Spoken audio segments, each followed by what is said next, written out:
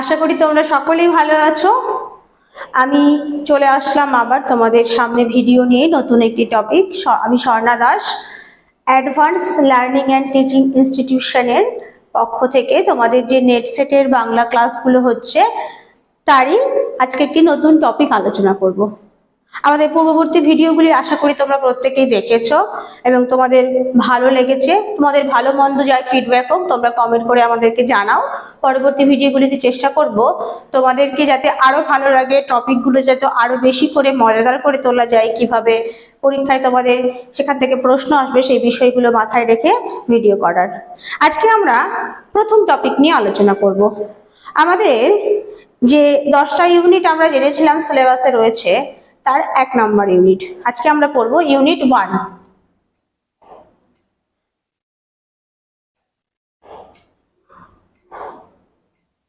Unit 1 কি রয়েছিল? Unit 1 রয়েছে বাংলা ভাষার উদ্ভব ও ক্রমবিকাশ, অর্থাৎ ভাষা বিজ্ঞান। এই ভাষা বিজ্ঞানের যে টপিকগুলো রয়েছে তারই একটি টপিক হচ্ছে বাংলা ভাষার ধ্বনিতত্ত্ব, স্বরধ্বনি ও ব্যঞ্জন ধ্বনির শ্রেণীবিভাগ, অক্ষরের গঠন প্রকৃতি, ধ্বনি পরিবর্তন। আজকে আমরা যেটা পড়বো বাংলা ভাষার ধ্বনিতত্ত্ব। আজকে টপিকটার নাম কি?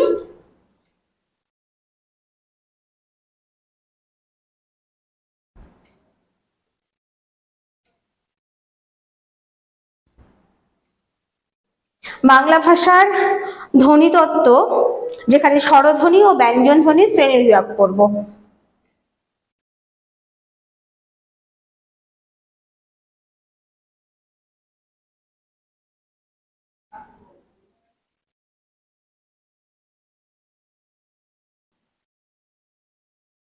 পাশাপাশি রয়েছে ধ্বনি পরিবর্তন এবং আরো অন্যান্য বেশ কিছু টপিক এখানে রয়েছে, যেখানে ধ্বনি গঠন প্রকৃতি নিয়ে আলোচনা করা হচ্ছে।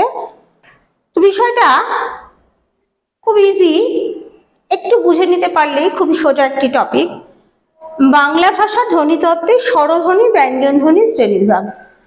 স্বরধ্বনি ব্যঞ্জন ধ্বনি আমরা যখন থেকে বাংলা পড়তে শুরু করেছি সেই ক্লাস 1, 2, 3, 4-এ আমাদের পড়ানো হয়েছে বাংলায় ধ্বনি 2 প্রকার, এক হচ্ছে স্বরধ্বনি আর এক হচ্ছে ব্যঞ্জন ধ্বনি। তাহলে স্বরধ্বনি কাকে বলে বা ব্যঞ্জন ধ্বনি কাকে বলে, এই টপিকগুলো এই বিষয়গুলো আমরা মোটামুটি জানি, তবুও একবার জেনে নিই। স্বরধ্বনি হচ্ছে যে ধ্বনি একা একা উচ্চারিত হতে পারে। প্রথমত ধ্বনি কি জিনিস? ধ্বনি হচ্ছে বাকযন্ত্রের সাহায্যে উচ্চারিত ক্ষুদ্রতম যে অংশ তাকে বলা হয়, বা আমরা একবারে যে ক্ষুদ্রতম অংশ উচ্চারণ করতে পারি তাকে বলা হয় ধ্বনি। বাংলা ভাষায় ধ্বনি 2 প্রকার, স্বরধ্বনি ব্যঞ্জন ধ্বনি। এবং স্বরধ্বনি হচ্ছে যে ধ্বনি নিজে নিজে উচ্চারিত হতে পারে তাকে বলা হয় স্বরধ্বনি। যেমন অ, আ, হস্যই, হস্যু, ঋ, এ, ওই, ও, ও। এই যে 11টা ধ্বনি রয়েছে, এই 11টা হচ্ছে বাংলা ভাষার স্বরধ্বনি। আর ব্যঞ্জন ধ্বনি কি? ব্যঞ্জন ধ্বনি হচ্ছে যে ধ্বনি নিজে নিজে উচ্চারিত হতে পারে না, যাকে স্বরধ্বনির আশ্রয় বা সাহায্য নিয়ে উচ্চারিত হতে হয়, তাকে বলা হয় ব্যঞ্জন ধ্বনি। ক থেকে বিসর্গ পর্যন্ত এই যে ধ্বনিগুলি রয়েছে তাকে আমরা বলছি ব্যঞ্জন ধ্বনি। এই ধারণা বা এইগুলো মোটামুটি আমাদের জানা আছে। আজকে আমরা এই টপিকের অন্তর্গত যে বিষয়টা বা এই শিরোনামের অন্তর্গত যে বিষয়টা নিয়ে পড়ব সেটা হচ্ছে স্বরধ্বনির উচ্চারণগত প্রভেদ। বাংলা ভাষায় মৌলিক স্বরধ্বনি, স্বরধ্বনিকে যদি আবার ভাগ করা যায় দুভাগে, একটা মৌলিক আর যৌগিক। বাংলা ভাষায় মৌলিক স্বরধ্বনি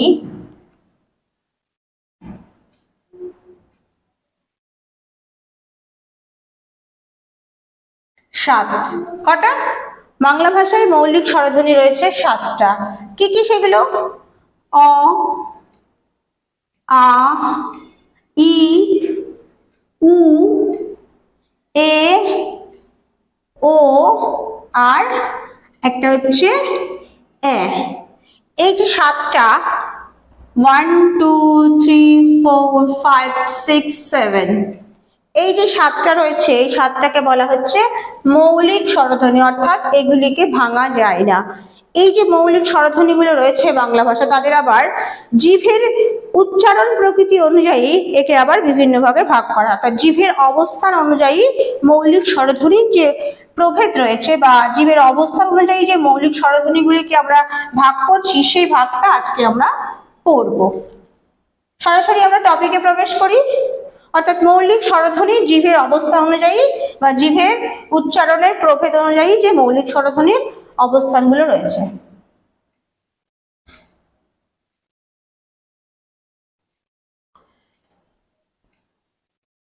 ই, উ,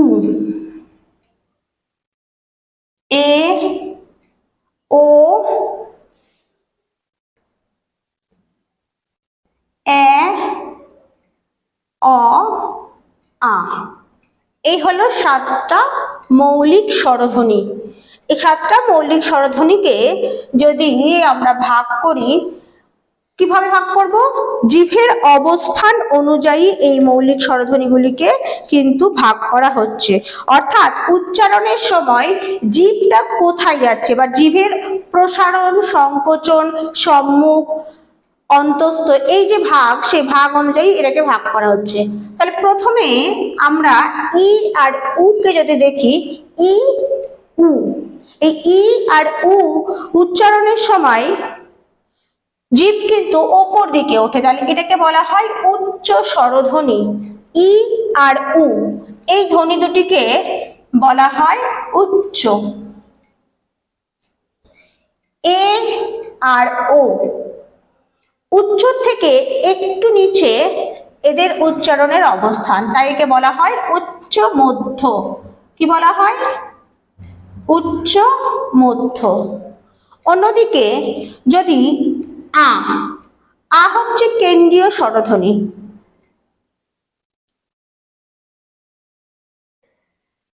এবং আ উচ্চারণের সময় জিভ কিন্তু নিচের দিকে, তাই এর নাম হচ্ছে নিম্ন। এবং এ আর অ এই যে ধ্বনি দুটি রয়েছে, এটা নিম্ন থেকে একটু উপরে, তাই এদেরকে বলা হয় নিম্ন মধ্য স্বরধ্বনি।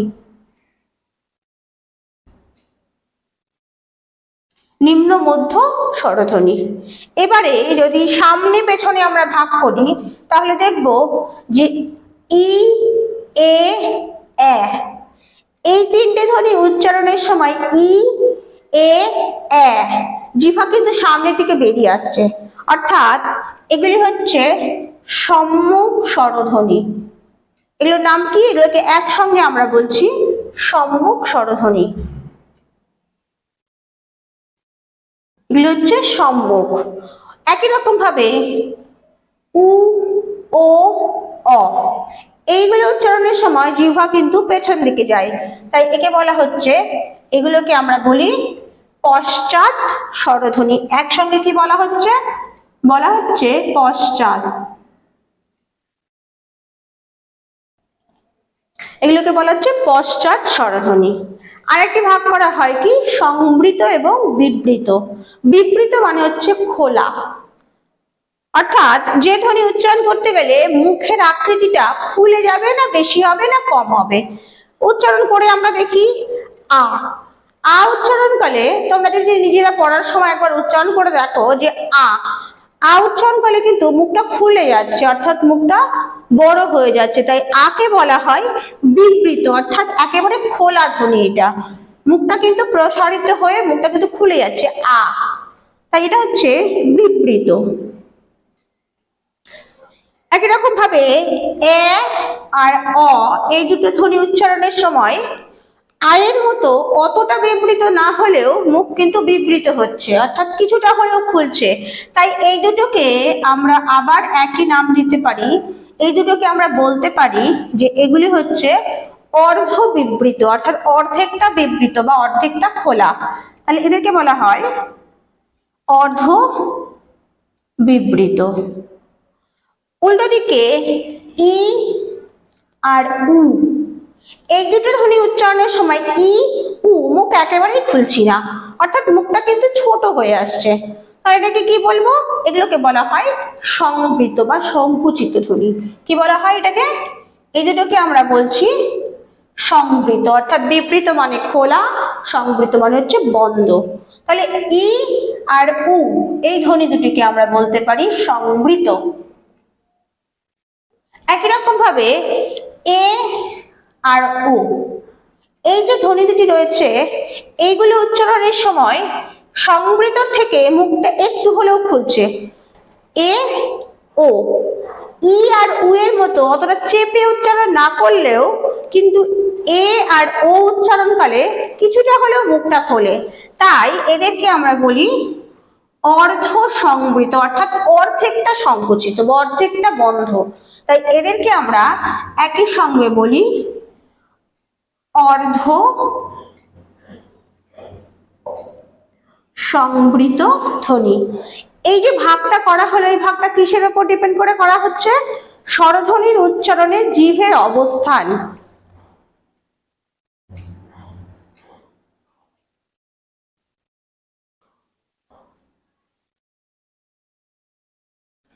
স্বরধ্বনি উচ্চারণে জিহ্বার অবস্থান।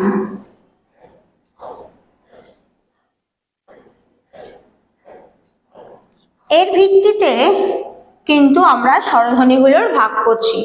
তাহলে কি হচ্ছে?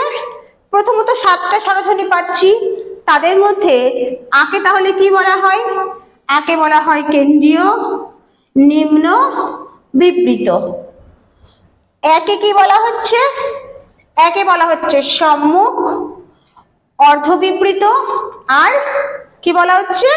নিম্ন মধ্য। সম্মুখ, অর্ধবিবৃত আর নিম্ন মধ্য। একই রকম ভাবে অকে আমরা কি বলবো? অকে বলবো পশ্চাৎ, নিম্ন মধ্য, অর্ধবিবৃত।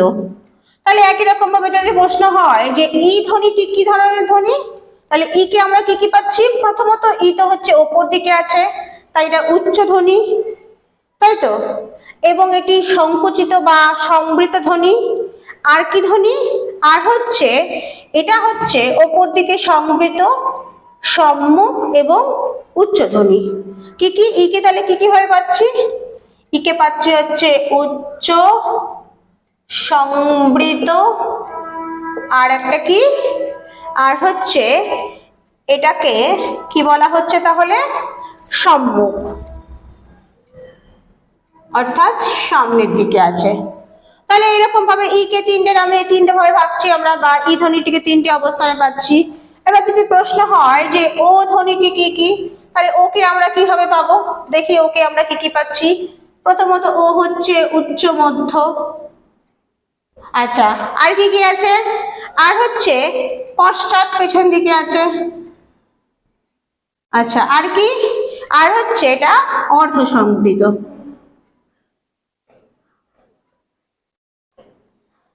এরকম ভাবে পরীক্ষাতে যেটা প্রশ্ন হতে পারে বা পরীক্ষাতে যে ধরনের প্রশ্ন হয়, বলে দিতে পারে উচ্চ মধ্য পশ্চাৎ সংবৃত ধ্বনি কোনটি, দিয়ে 4টে অপশন দেওয়া থাকলো। বা বলতে পারে যে আ ধ্বনিটিকে কি বলা হয়, দিয়ে দিলে উচ্চ মধ্য, নিম্ন মধ্য, উচ্চ, পশ্চাৎ, এবারে আয়ের যে সঠিক অবস্থান সেটাকে লিখতে হবে। বা বলতে পারে যে স্বরধ্বনির উচ্চারণে জিহ্বা অনুসারে আ ধ্বনিকে কিভাবে বলা হয়, বা আ ধ্বনিকে কি ধ্বনি বলা হয়। তাহলে আকে কি বলা হচ্ছে? কেন্দ্রীয়, নিম্ন, বিবৃত। এরকম ভাবে জিহ্বার অবস্থানের ভিত্তিতে কিন্তু স্বরধ্বনির একটা শ্রেণীবিভাগ করা হচ্ছে। মনে রাখবে পরীক্ষা কিন্তু প্রশ্ন 2 রকমের হতে পারে। এক তো তোমাকে ধ্বনি বলে দিয়ে বলতে পারে যে ধ্বনিগুলিকে কি কি নামে বা ধ্বনিগুলিকে কি বলা হয়। আর একটা কি হতে পারে? বলতে পারে নিম্ন মধ্য অর্ধ সংবৃত পশ্চাৎ ধ্বনি কোনটি, বা নিম্ন মধ্য অর্ধবিবৃত পশ্চাৎ ধ্বনি কোনটি। তাহলে একটাই ধ্বনি আছে যে ধ্বনিটা নিম্ন মধ্য, অর্ধবিবৃত এবং পশ্চাৎ, সেটা হচ্ছে অধ্বনি। অর্থাৎ ধ্বনি দিয়ে তার নাম দিতে পারে বা তার নাম দিয়ে ধ্বনিগুলোর নামতে দিতে পারে। তো এই ছকটা আশা করি তোমরা বুঝেছো। প্রত্যেকে মন দিয়ে ভিডিওটা দেখবে এবং পড়ার সময় বা ভিডিওটা দেখার সময় প্রত্যেকে উচ্চারণ করবে, কারণ উচ্চারণ না করলে কিন্তু ধ্বনি বিষয়টা, কারণ ধ্বনির সবটাই উচ্চারণযোগ্য, অর্থাৎ উচ্চারণ করাটাই ধ্বনি। যখন তাকে লিখে দিলি তখন সেটা হয়ে যায় বর্ণ। তাই উচ্চারণ করে জিহ্বার অবস্থানগুলো যদি নিজেরা উপলব্ধি করি বা বোঝার চেষ্টা করি, তাহলে কিন্তু বিষয়টা আর জটিল থাকবে না, বিষয়টা অনেকটা সোজা হয়ে যাবে এবং পরীক্ষার সময় এখান থেকে যে প্রশ্নই আসুক না কেন তোমরা কিন্তু পরীক্ষায় উত্তর দিতে পারবে। পরবর্তী ভিডিওতে আমরা এই স্বরধ্বনি ব্যঞ্জনধ্বনির যে অন্যান্য ভাগগুলো রয়েছে সেটা নিয়ে আলোচনা করব।